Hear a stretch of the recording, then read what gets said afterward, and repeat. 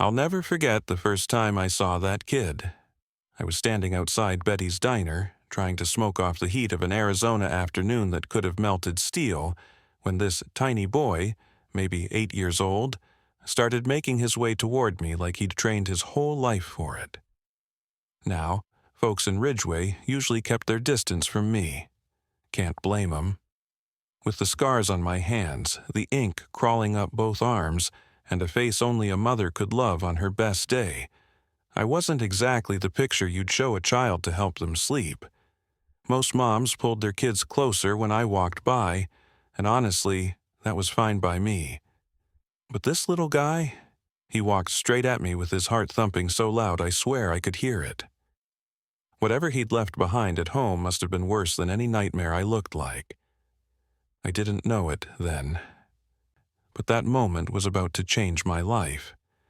My brothers in the club call me Reaper, Marcus Donovan on paper, but hardly anybody uses that. I'd ridden in from Phoenix for a meeting that wasn't till later, so I was just killing time. Leaning against my Harley, boots spread wide on the cracked sidewalk, watching the slow rhythm of a town where nothing ever really happened. Mrs. Henderson was struggling with her grocery bags over by the general store, and that was the highlight of Main Street right there. Ridgeway's the kind of place where everyone knows everyone, and the Hells Angels have been part of the scenery longer than half the buildings standing. Folks got opinions about us. Some good, some not. But we kept our code clean, help where you can, protect who needs it, and remind the occasional fool that certain lines aren't meant to be crossed. I was halfway through my smoke when I noticed the kid. Thin little fellow with sandy hair sticking up every which way, wearing a t-shirt 2 sizes too big, staring at me like he was trying to figure out how I worked. He stood maybe 20 feet away, half hidden behind an old beat-up pickup. And then I saw it. The way he rocked from foot to foot. The way his fingers tapped out a pattern on his legs. That small, precise rhythm tugged at a memory I thought I'd packed away for good. My younger brother used to move like that. Before the accident, back when nobody in our small Texas town even knew what autism was. The ache of that old loss settled in my chest like it always did when I thought about him. The boy took a step, stopped, took another, stopped again. His hands fluttered once before he tucked them into his pockets like someone had told him not to do that.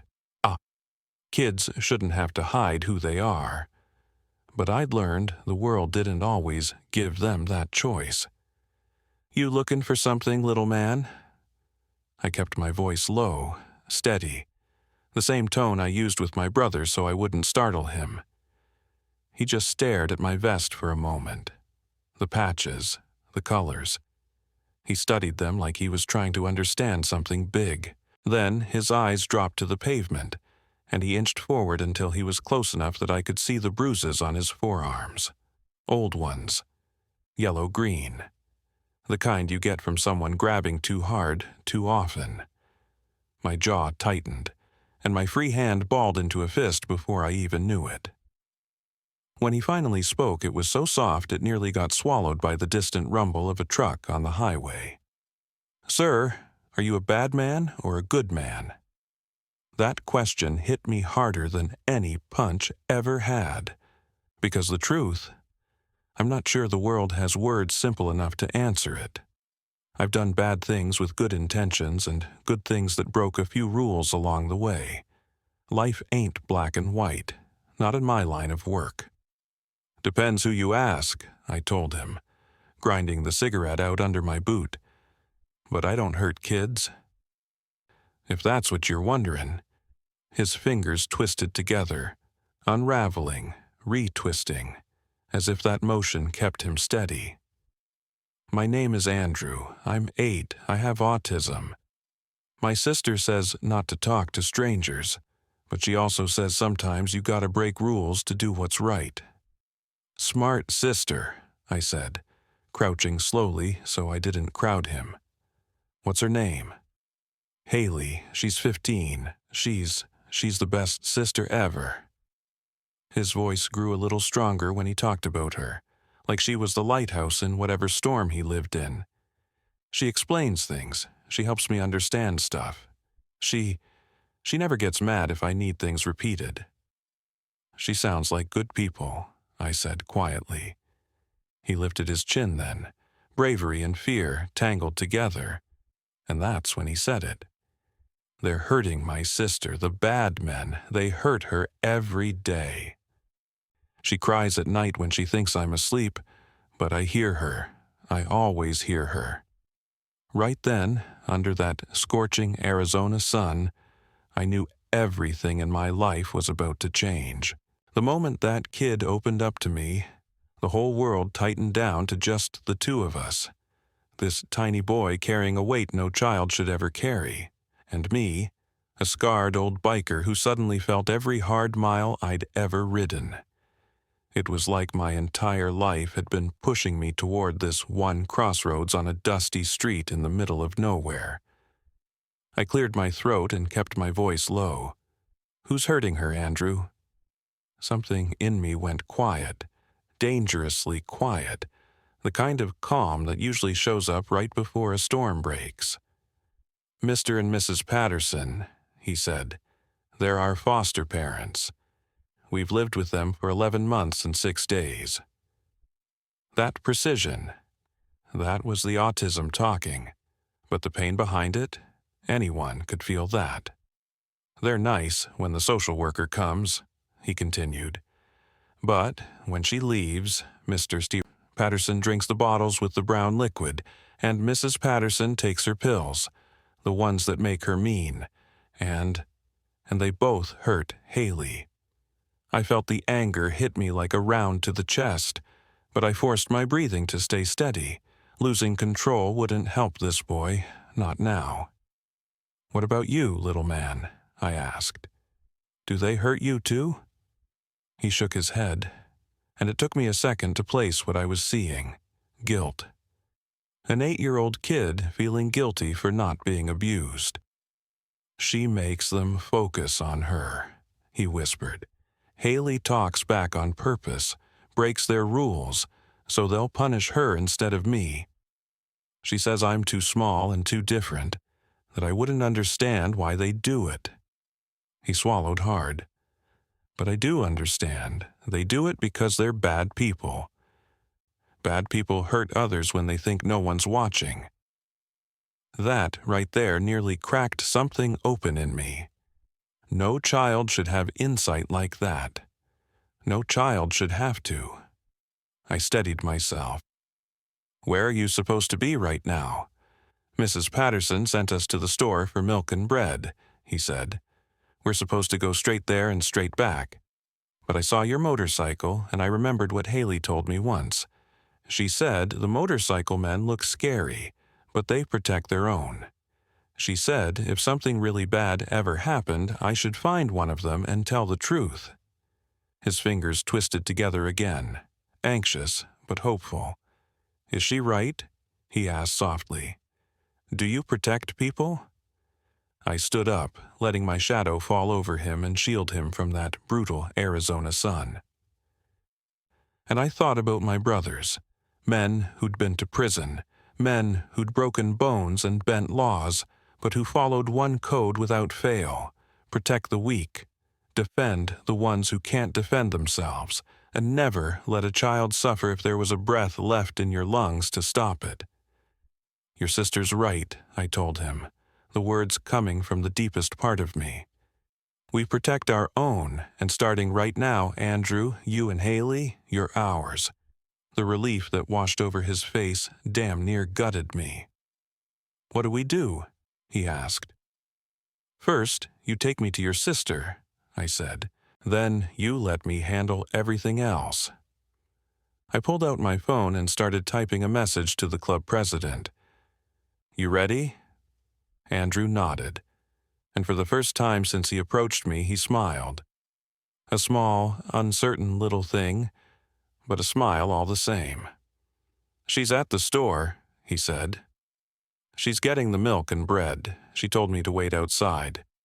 Sometimes the sounds in stores overwhelm me. Smart sister, I murmured. That girl was already showing her stripes.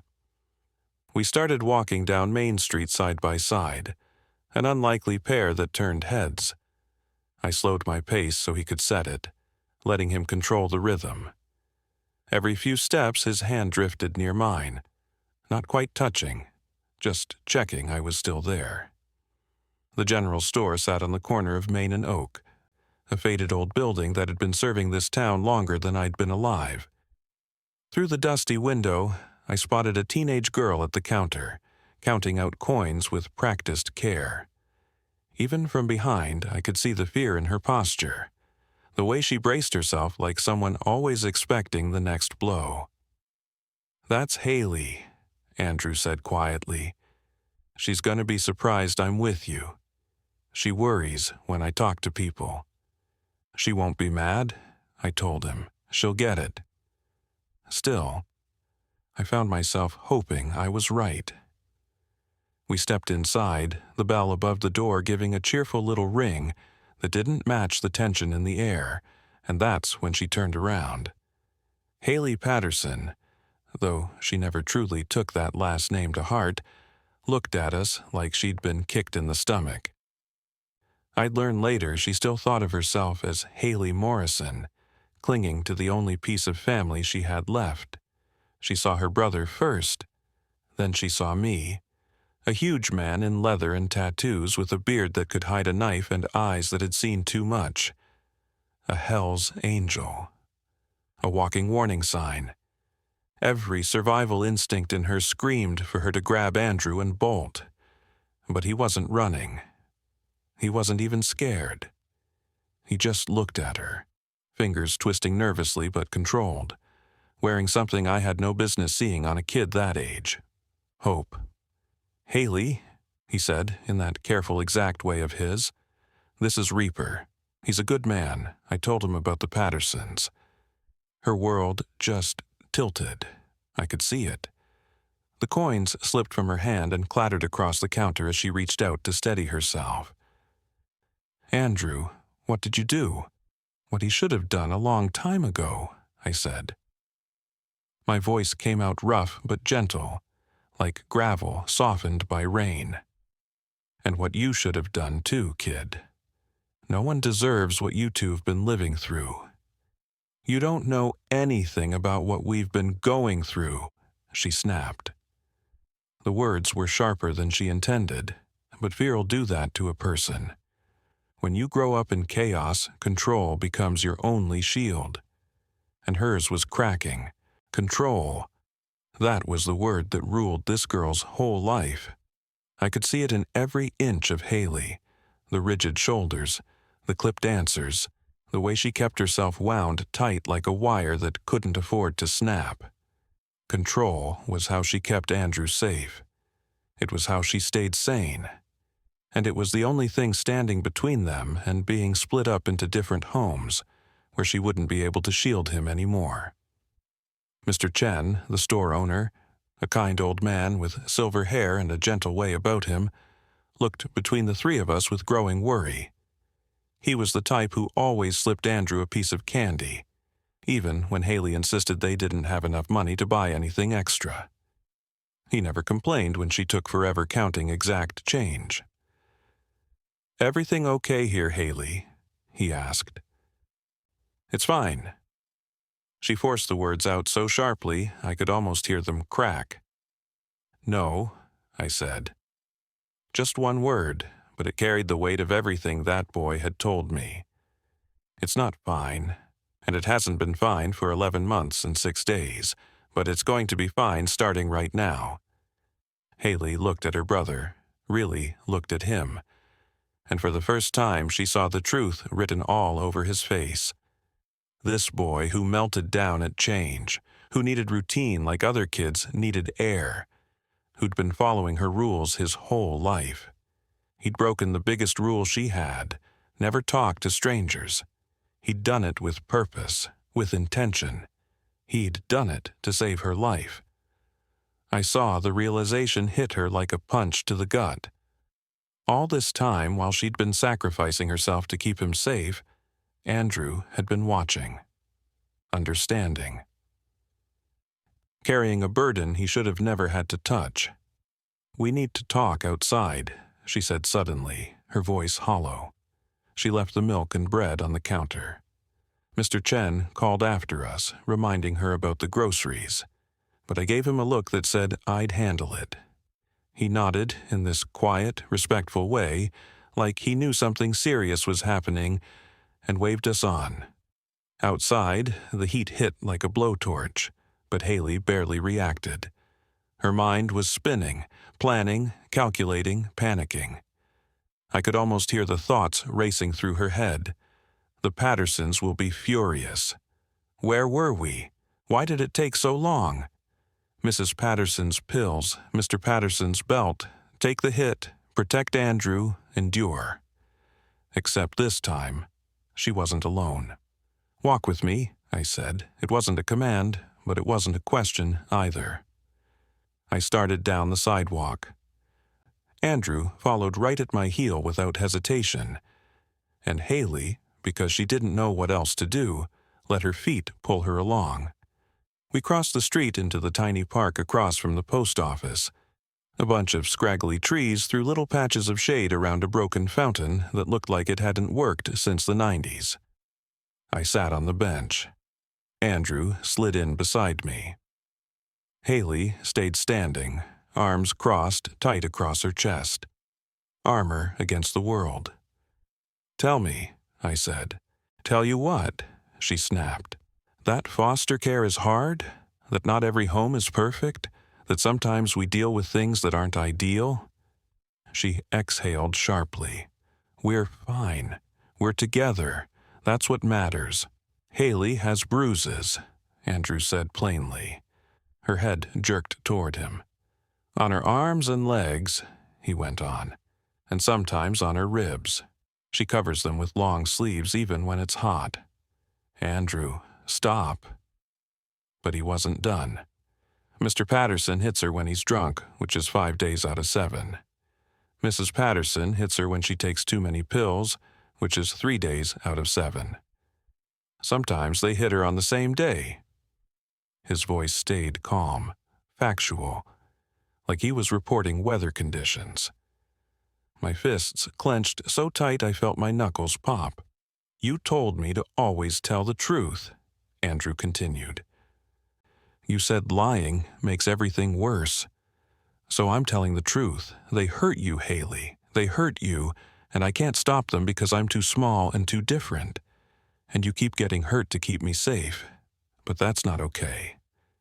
He looked up at her, blue eyes burning with this fierce, painful honesty. "You said it's not okay when people hurt others, even if they're bigger or stronger or in charge. You told me there are good people in the world who stop bad things from happening, so I found a good person." I felt something tighten in my chest. Anger, sorrow, pride, all tangled together. "How old were you when you went into the system?" I asked Haley. She blinked, thrown off. 12. Our mom died. Cancer. Dad wasn't in the picture. "And you've been looking after Andrew ever since. He's my brother." She said it like it explained everything, and in her mind it did. "You're 15, I said quietly. 15, Haley, you're still a kid. And you've been playing adult for 3 years. Taking hits, breaking yourself, doing everything you can to shield him." I leaned forward, elbows on my knees. That's brave as hell. But it's not sustainable, and it sure as hell isn't justice. "Justice?" She laughed bitterly. "There's no justice in foster care. There's just survival. The Pattersons are bad, but I've heard worse stories. At least they keep us together. At least they haven't drugged Andrew into compliance or locked him in closets or—" Her voice cracked. She sucked in a breath, fighting the panic. "At least," I echoed. "That's a damn low bar. It's the only bar we've got." She sank down, not on the bench but on the ground, leaning against the old fountain. Her knees came up to her chest. She looked small then, small and exhausted. "If I report them, we get moved," she whispered. "Maybe to different homes, maybe to a group facility. Maybe Andrew ends up somewhere they don't understand his autism. Somewhere they punish him for stimming, or having meltdowns, or needing routine. I can't risk that. Risk? I won't." Andrew slid off the bench and sat beside her, not touching her, but close enough that you could feel their bond like a living thing. "Reaper says we're his now," he said softly. "He says the motorcycle people protect their own. Is that true?" "It's true," I told him.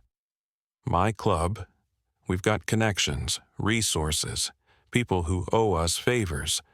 We can make sure you two end up somewhere safe, somewhere together, somewhere you're actually wanted." Haley stared at me with that hardened survivor's glare. "Nothing's free. Everyone wants something." "Yeah," I said, "we do." She tensed. "We want you safe. We want that bastard in your foster home to face consequences. And we want your brother to grow up without flinching every time someone raises their voice." I stood up from that bench, and my shadow stretched over both of those kids like a shield. And I meant every word I said when I told Haley, "And we want you to stop being so damn brave that you forget you're allowed to ask for help." Something inside her cracked at that. So subtle I might have missed it if I wasn't watching her so closely. Stop being so brave. As if she'd ever had a choice. As if a 15-year-old child wakes up one morning and volunteers to become the only line of defense between her brother and the world. "What do you want us to do?" she whispered so quietly it barely reached me. "Right now," I said. "Come with me to the clubhouse. Meet the people who are going to help you. Then we make a plan." I pulled out my phone. "My president's already working on this.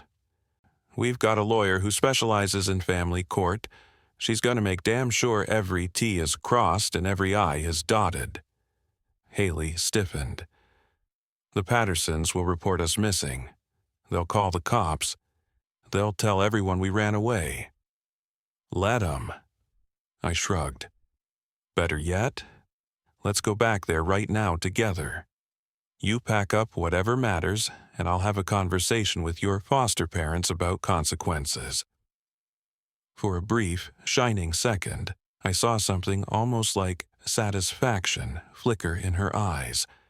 Mr. Patterson's face when he realized someone bigger and meaner was calling his bluff. But reality hit her just as fast.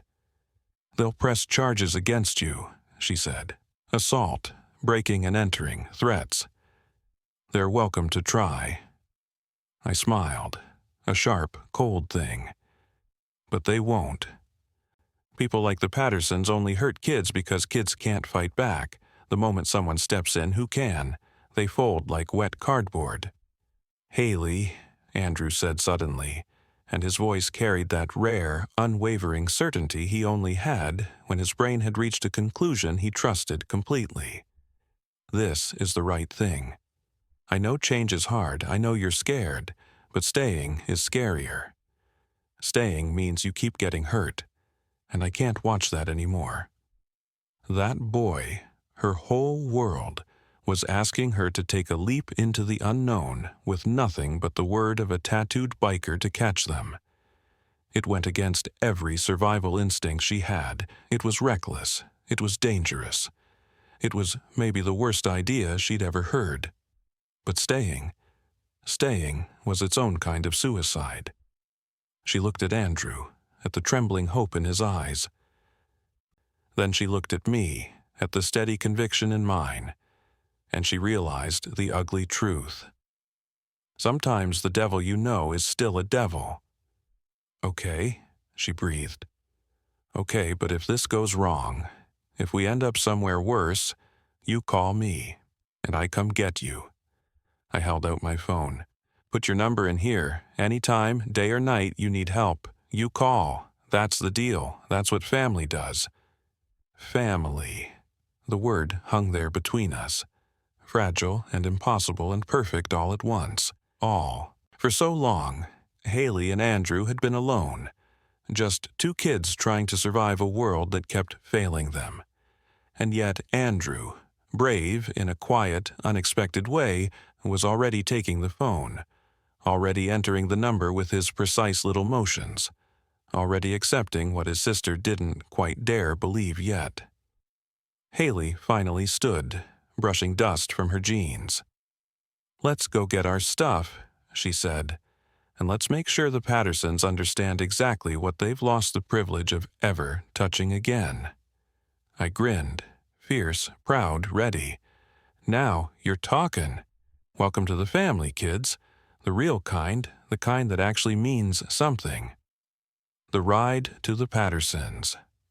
The Patterson house sat at the end of Cactus Road, a dying manufactured shack with peeling paint and a yard full of dead grass and rusted metal.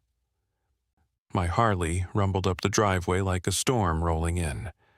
I felt Haley stiffen beside me, old dread battling new hope inside her. 3 more bikes pulled in behind us, backup. 1 text, that's all it took. The men who stepped off those bikes were cut from the same cloth as me, scarred, tattooed, rough on the surface, but with a code carved into their bones. "That's Brick," I told the kids, nodding toward the mountain of a man with a shaved head and a scar slicing down from temple to jaw. "Former Army Ranger. Doesn't talk much, doesn't need to." "Gunner," I added, pointing to a wiry guy with sharp eyes. "Best mechanic I know. Also very good at persuading people to see reason." "And this is Cage," the last rider swung off his bike, late 20s, intimidating exterior but warm, steady eyes. "He's got a degree in social work," I said. Haley blinked. "In what?" "Social work," Cage repeated with a grin. "I left the system to join the club. Figured I'd get more done with people who actually give a damn about kids." The contradiction almost broke her brain. "You kids stay here with Cage," I told them. "The rest of us are going to have a chat with your hosts." "I want to go in," Haley said, jaw tight. "You'll get your things," I promised. "But not until we set the ground rules. You've been brave enough for 1 lifetime, kid. Let us handle this part." Andrew slipped his hand into hers. "It's okay, we're safe now. The good men are here." Her eyes burned at that, because somewhere along the line, without her noticing, her little brother had learned the difference between monsters and protectors. The confrontation, Brick Gunner and I walked up to the door. I didn't knock. I announced myself. 3 heavy thumps that sounded like a judge calling court into session. The door swung open, and there stood Mrs. Patterson, hair a bleach-fried mess, pupils blown wide from whatever handful of pills she'd taken. "What do you want?" she slurred. "We didn't order anything." I stepped forward, my voice low and deadly calm. "No," I said, "but we're making a delivery anyway." "Consequences." My voice carried straight back to where Haley and Andrew were standing by the bikes. I wanted them to hear it. I wanted them to know this part, the ugly part, wasn't something they had to face alone ever again. "You've got 2 kids living here," I said to Mrs. Patterson, "Haley and Andrew Morrison. We need to talk about how you've been treating them." Her eyes snapped toward the kids, and just like that, her expression twisted with anger, not guilt. Anger. That told me everything. "Those little brats called you?" she hissed. "They're lying. We take good care of them. We feed them, clothe them, give them a roof, and—" "Beat them," Brick cut in, his voice flat and cold as a winter road. "Let's not pretend." "You can't prove anything," she spit. "It's our word against theirs. And nobody believes foster kids." She tried to slam the door, but Gunner slid his boot into the gap, stopping it like it was made of tissue paper. "Wrong answer," he said pleasantly. Too pleasantly. "See, we're not cops. We don't need proof. We just need the truth, and we've got it." "Randy!" she screeched down the hall. "Randy, get out here. We've got trouble." Heavy footsteps shook the hallway before Mr. Patterson lumbered into view. Big guy gone soft and sloppy. Face flushed from day drinking. Eyes small and mean. "What the hell is this?" he barked. "You can't just show up and—" "Please," I said, crossing my arms. "Call the cops. I'd love for them to take a look at those kids. At the bruises, the flinching, the trauma. Hell, I'd love for them to search your computer while they're at it." Mr. Patterson froze mid-breath. "And why's that?" he asked, voice cracking just enough for me to hear it. "Because Cage over there," I nodded back toward the yard, "did some digging. And you've got some interesting browsing habits for a foster parent." His face drained from red to chalk white. "You're bluffing." "Am I?" I leaned forward. "Want to test that theory? Want to see what happens when the authorities dig into every file, every login, every hidden folder?" Mr. Patterson actually stepped backward. "Or," I offered calmly, "we skip all that and you just sign the papers when they come." "What, papers?" Mrs. Patterson's voice cracked like thin glass. "The papers saying you're voluntarily terminating your foster status for Haley and Andrew," Gunner said, pulling a folded document from his vest. "Papers our lawyer prepared, pre-signed by the agency. All they need is your scribble. And if we refuse," Mr. Patterson asked, trying to sound tough, but his voice wobbled like a loose wheel. "Then we don't skip anything," Brick said. "Then every agency in the state finds out what you've been doing. Then your names go on lists that make sure you never get near another kid again." I added, conversational as a man discussing the weather, "We could also just beat the living hell out of you right now. Not the legal choice, not the wise choice, but a damn tempting one. Your call." They looked at each other. That same look Haley had described. The look they used when deciding punishments. Only now, the fear was theirs. "Fine," Mr. Patterson spat. "Take them. They were more trouble than they're worth anyway. The girl's got a mouth on her, and the boy's just weird." Andrew's fingers clenched around Haley's hand. Cage's jaw flexed, but he stayed silent, trusting us to finish it. "Sign the papers," I ordered. "Both of you, 15 minutes, then pack anything that belongs to these kids." Mrs. Patterson scribbled her signature with a shaking hand. Mr. Patterson stabbed his name on the line like he wanted to stab someone else instead. "Now," Haley said, finding her voice, steady and calm, "can we get our things?" "Cage will go with you," I said. "Brick, Gunner, and I will stay. Make sure Randy and his lovely wife understand a few core concepts, like consequences, respect, and what happens when people who hurt kids suddenly find out those kids have protection." Inside the house, Haley and Andrew followed Cage inside, into the place that had held them prisoner for almost a year.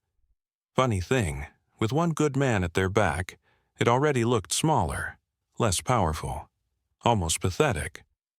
Their room was barely a closet, 2 stained mattresses on the floor, a cardboard box pretending to be a dresser. Haley gathered her few belongings: her mother's necklace, a journal hidden beneath the mattress, a handful of clothes. Andrew folded his weighted blanket with slow care, gathered his 3 worn space books, and tucked away a photo of their mom. "This is it?" Cage muttered, anger flickering in his eyes at the sight of their entire lives packed into 2 small bags.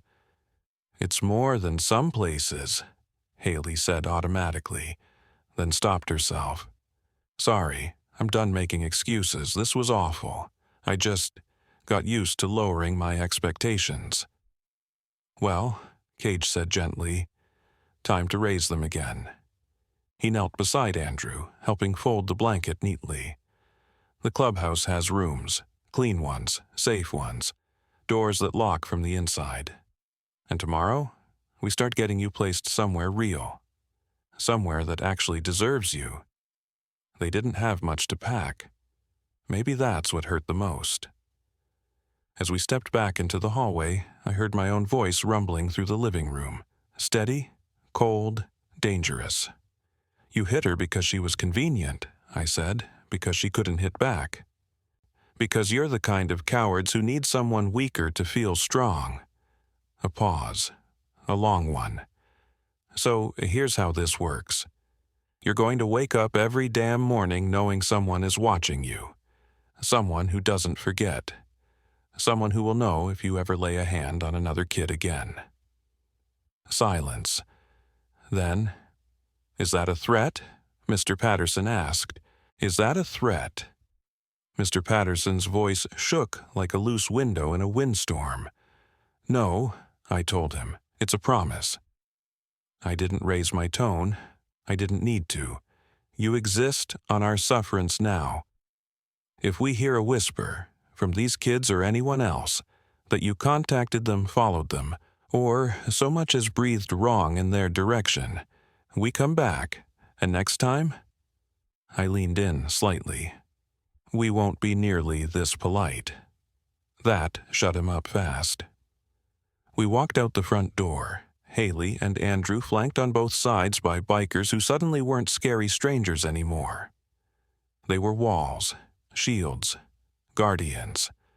Behind us, the Pattersons were left with nothing but their own signatures, their own shame, and the bitter taste of power slipping through their fingers.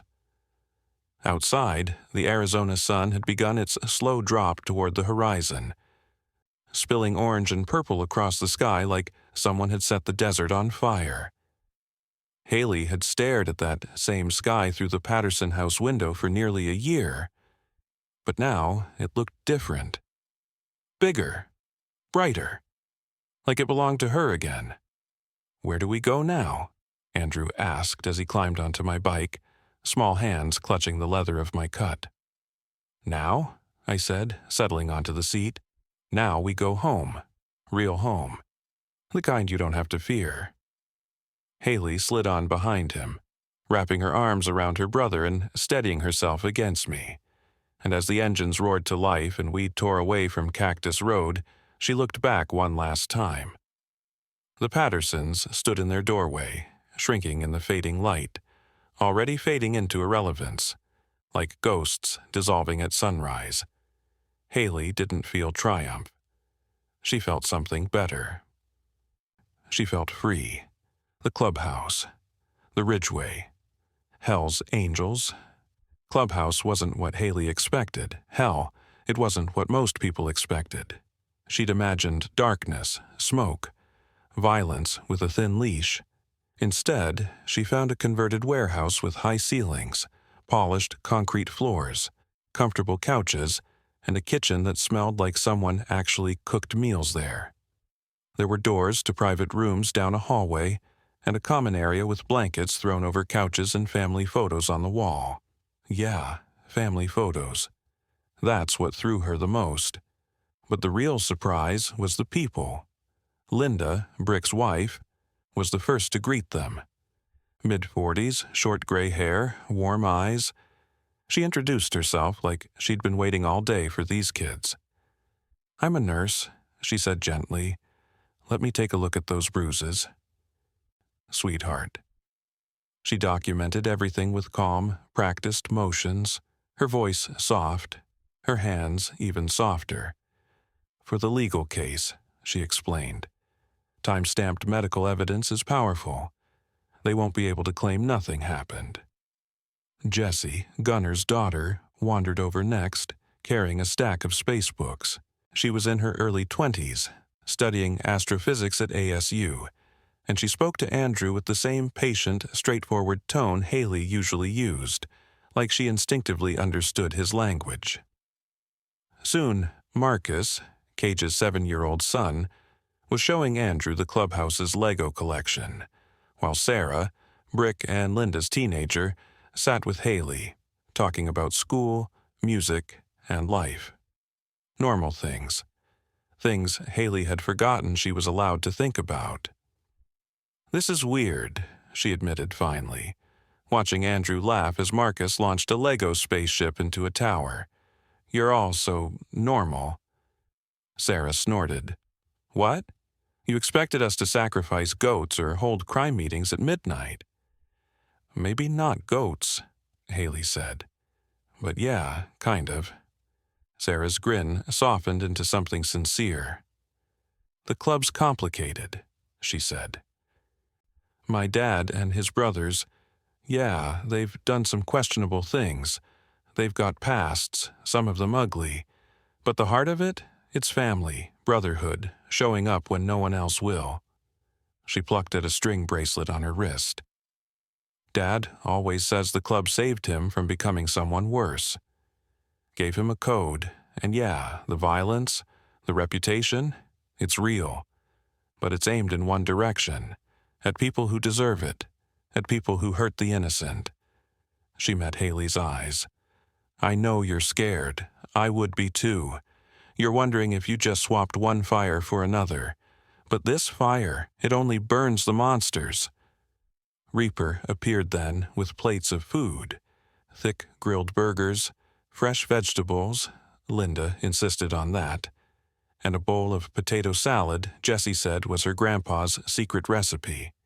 They ate together, bikers, kids, spouses, friends. A strange family, but undeniably a family. And for the first time in a long time, Haley took a bite of food and actually tasted it. What happens next? After dinner, I sat with the kids in a quieter corner, dropping into a chair and leveling with them. "All right," I said. "Here's what happens now." Both of them sat up straighter. "Tomorrow morning, we meet with Diane Murphy, the lawyer I told you about.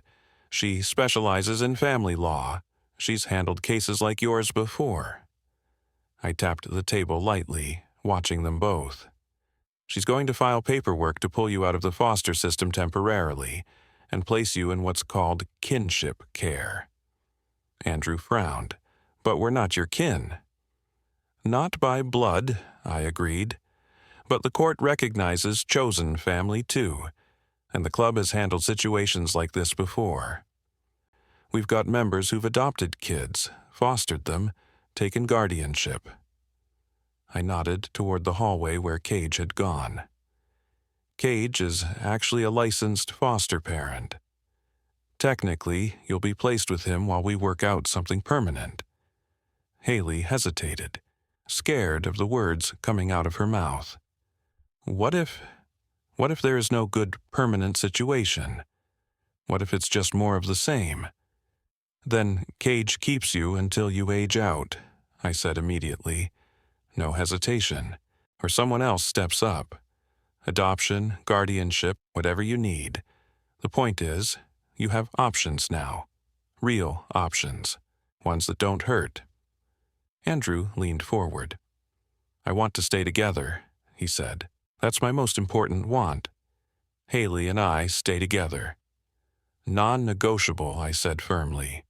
"That's written down in the paperwork, and in blood if needed. You two are a package deal." Haley blinked hard, fighting tears, swallowing them down. She'd cried too much in the Patterson house, alone, silently, in the dark.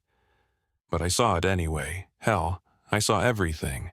I caught the way Haley tried to blink back the tears, and I leaned in a little, lowering my voice. "It's okay to cry when you're happy," I told her softly. "It's okay to feel relief. You've been strong for so damn long, Haley. You're allowed to be vulnerable now. You're allowed to be 15. That broke her. The tears came hard, hot, shaking, years' worth of pain finally punching through her armor. And the moment she cracked, Linda was there with tissues and the warmest eyes a person could have.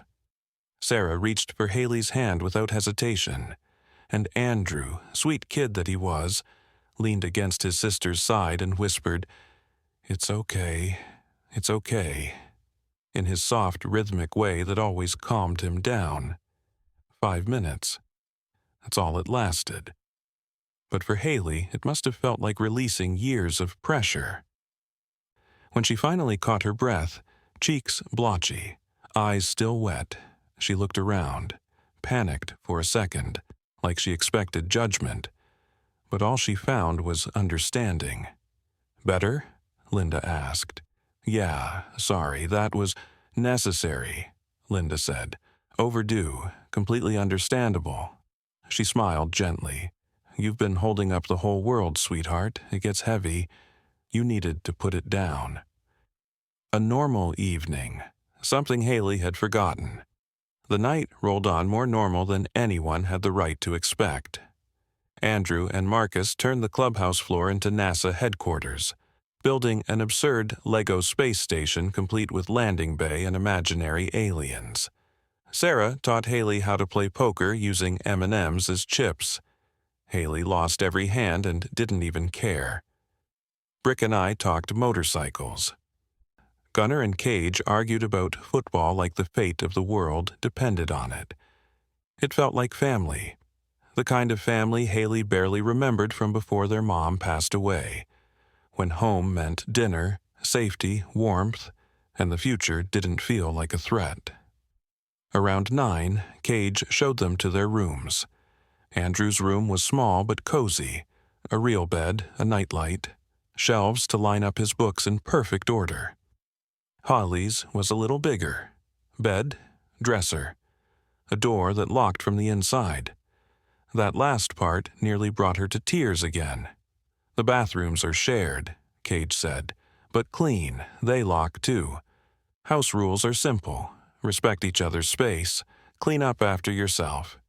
And if you need anything, you ask. No one here will ever make you feel bad for needing something." Haley frowned. "Why are you doing this? Really?" "You don't know us. We're just random kids with problems." Cage sat down at the edge of her bed, letting out a sigh that sounded like he carried his own history too. "I was a random kid with problems once," he said. "Aged out of foster care with nothing. No family, no help, no clue how to be an adult. I made bad choices, ended up in bad places." He shrugged. "And then the club found me, when I was at my lowest. They gave me structure, purpose, family, they saved my life." He looked right at her. "So, when I got my degree, when I got licensed to foster, I made myself a promise. I'd be for other kids what the club was for me. A safe place, a second chance, a family that actually shows up." Haley swallowed. "And you're okay with us just appearing and disrupting everything?" Cage smiled. "Kid, you're not a disruption. You're the whole damn point." He stood and moved toward the door.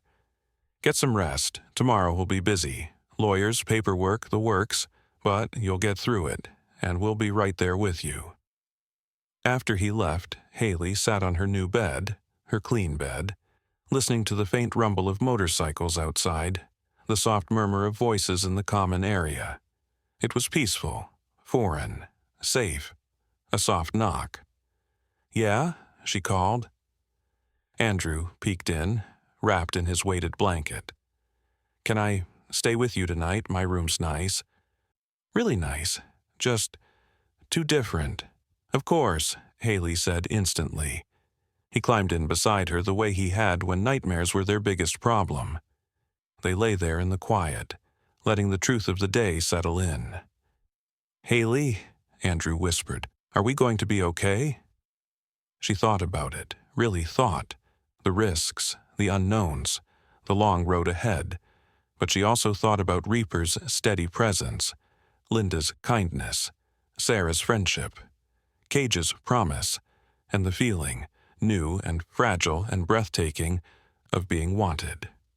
"Yeah," she said finally. "Yeah, Andrew, I think we're going to be okay." "Good," he murmured, already drifting, "because Reaper said we're family now, and family means safe." Haley held her brother close. Tomorrow would bring lawyers and paperwork and the complicated process of breaking free from the Pattersons permanently. Next week would bring decisions about school, therapy, routines. But tonight they were safe. Tonight they were wanted. Tonight they were home. And that, Haley thought as sleep tugged her under, was more than enough. 3 months later, Reaper's POV continues. 3 months later, Haley Morrison stood in Judge Patricia Chen's chambers. No relation to Mr. Chen from the general store, though Andrew had found the coincidence hilarious and watched the most important papers of her life being signed. The legal process had been messy, but fast. The Pattersons folded immediately under pressure. Cowards always do. The state, embarrassed for dropping the ball yet again, pushed the paperwork through. And Diane Murphy, the lawyer with the spine of steel and the heart of a saint, cut through the bureaucracy like a blade. And now, 3 months after a desperate boy approached me in a dusty parking lot, Haley and Andrew were being legally and permanently adopted by Cage Morrison. He'd taken their last name, refused to let them change theirs. They shouldn't have to change who they are to fit my life, he'd said. Judge Chen adjusted her glasses, scanning the documents. This is highly irregular, she admitted, though she was smiling. Foster parent to adoptive parent in under 6 months, but I've reviewed everything. I've read the testimonies, and I've seen with my own eyes how these children have thrived in your care, Mr. Morrison. Cage, he corrected gently. Just Cage, Your Honor. She turned to the kids. And you two? You're certain this is what you want?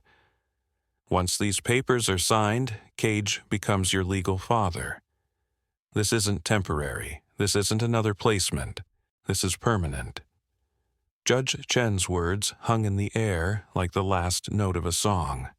Andrew didn't hesitate. He nodded so hard his hair bounced. Cage is good people, he declared. He makes really good pancakes. He doesn't get upset when I need to stim. He explains things clearly. He's teaching me how to fix motorcycles. And he loves Haley the way she's supposed to be loved, like she's important, not like someone to hit.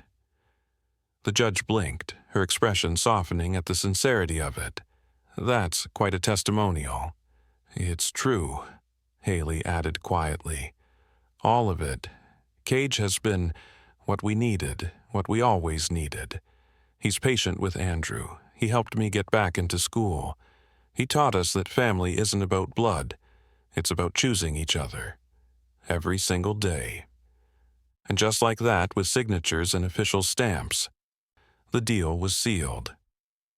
Haley and Andrew Morrison became the legal children of Cage Morrison, member of the Ridgeway Hells Angels, licensed foster parent, and one hell of an accidental father who'd stepped into the fire without blinking. The celebration we celebrated because that's what family does. Linda made a chocolate cake with vanilla frosting, Andrew's favorite combination. She'd made 2 pans because she knew the club would devour most of it. I brought gifts, a leather-bound journal for Haley with her initials pressed into the cover, something worthy of everything she'd survived and everything she was going to become. And for Andrew, a telescope? He jumped up and down so hard I thought he might hit the ceiling. Cage said you're obsessed with space, I told him. Figured you should be able to see the stars you love. Brick and Gunner bought them each brand new pedal bikes, though Gunner joked, Kid can have a Harley when he's 16. Just don't tell your dad. Sarah made Haley a care package full of makeup, nail polish, and other teenage essentials with a note that read, Welcome to having a normal adolescence. The clubhouse felt alive that night. Music bouncing off the walls, people laughing, hugging, telling stories. Bikers dancing with their kids. Families blending like they'd been carved from the same stone all along. At some point, Haley slipped away up the ladder to the roof, a flat spot above the warehouse where folks went to breathe or think. I followed a few minutes later. She was sitting near the edge, legs dangling over, staring out at the Arizona sky, stars spilling across the dark like a bowl of diamonds overturned. "You okay?" I asked, lowering myself beside her. "Yeah," she said softly. "Just trying to process everything. This morning I woke up a foster kid. Tonight I go to sleep as someone's daughter. Cage is a good man," I said. "He'll do right by you. I know." She took a breath. "I trust him." She hesitated. "But I trust you too. You started all of this. You could have ignored Andrew in that parking lot. Lots of people would have." "Couldn't have lived with myself if I did," I murmured. I reached for a cigarette, then stopped. Didn't feel right lighting one with her there.